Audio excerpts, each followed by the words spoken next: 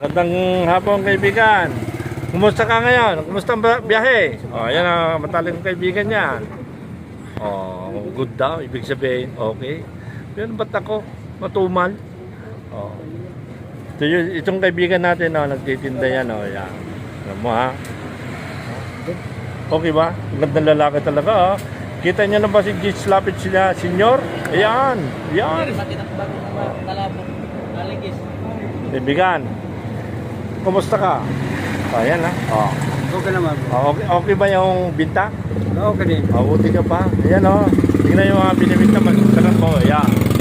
Masarap yung binta nyo. Ayan. Okay, bebenta. Okay naman. Ayan. Sa amin hindi okay. Oh, ayan.